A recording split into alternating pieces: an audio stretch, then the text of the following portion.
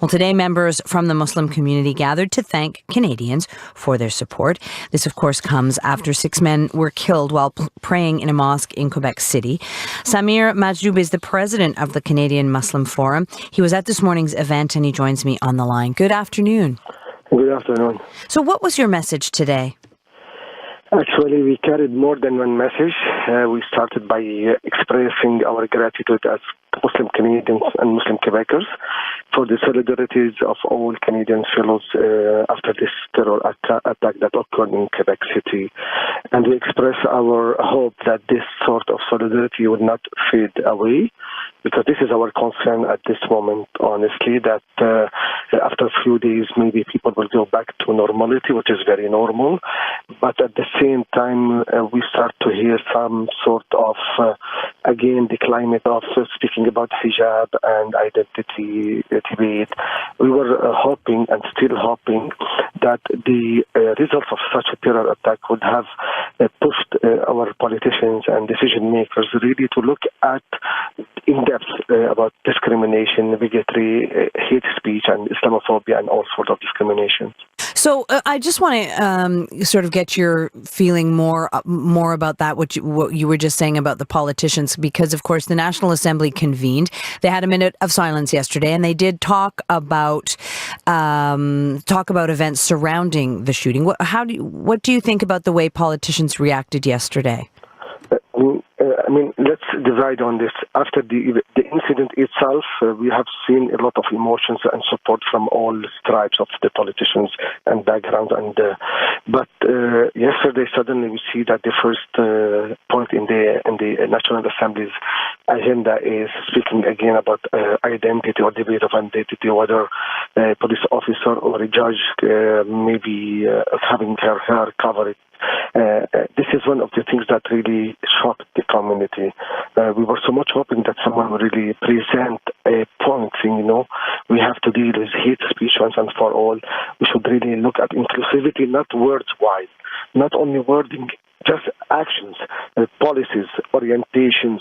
This is what we're looking now at this moment after such a terror attack that never Canada and Quebec has ever seen in such a magnitude. Yeah, well, it is interesting that they were back to debating, but of course that bill is still on the table and the parties do feel differently about it. But so you'd like to see a focus on against hate speech and inclusivity. That's from the Quebec politicians. What about the federal politicians? Federally, at one level, I'm not sure if you're aware, it is us who really promoted the petition for 1 month, and we spoke to the parties to have anti-Islamophobia motion adopted in October 26. Now there is another motion, they call it M106. I'm not sure how much your listeners are aware of this. M106, 103 deals directly asking the government, the federal government, to do studies and analysis about anti-Islamophobia, which is Islamophobia in particular, and what they call it religious discrimination. Both elements have been included in this motion, asking the government to really push ahead and do the study and do the analysis, and at one point reaching to a conclusion where the government will present policies and orientation to tackle those issues. On February 15, this motion will be debated. And we're looking forward, not as Muslim Canadians, I believe all Canadians are looking forward that our legislators really reflect what Canada all about, and at least accept and approve such. It is a humble motion; it's not a very complicated one. To accept it, to approve it, so that at least we feel that we are taking matters seriously, where the government will open its books, study the situation, get the people who are really informed about this subject, and get out with policies and orientations once and for all. Let's put this sort of discrimination that is so much hurting, and if we don't mind, we have been calling so long to be worried about this Islamophobia, that things are where really, at that time we were seeing things are going out of control. Hate speech on social media without any limitations. Some politicians really let themselves out, speak out against Islam, Muslims, and their values, under whatever category and under whatever title. This has led to no one has ever imagined killing of 6 people, leaving 17 orphans, 6 widows, and a big scar as a morally speaking, in the community and in Canada. I guess, of course, I take your point, and it'll be interesting to see what the politicians have to say when that motion is debated on February 15th. But, it is in this context of a wider world where we're seeing globally this, mistrust of the Muslim community. Certainly we're seeing it in the States and in the rise of Europe.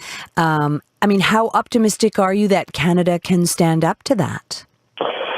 Canada is leading the free world now, and as Canadians, I'm so much hopeful and optimistic that Canada will stand up for its values.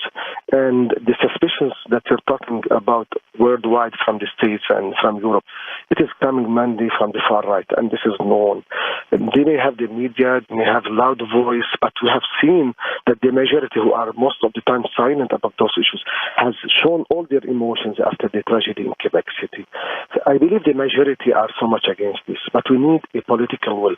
And this is one of the things that the Canadian Muslim Forum has been really raising issues about it, that all what we're looking for is a political will to stand up and to say enough is enough. And it is not anymore a theory. We're talking about blood being shed. People going to pray for 5 minutes and to go back home, they're being shot and killed. Their kids are now orphans. We're talking about 17 orphans. Their only guilt, it happened to be that they are Muslim Quebecers or Muslim Canadians. The only guilt is they went to pray for 5 minutes and come back home. So it is a serious matter. We should not let all this support and solidarity that all Canadians have shown just go in vain after days or months to come. Samer Majzoub, thank you. I really appreciate your. Thank you so much. Bye-bye.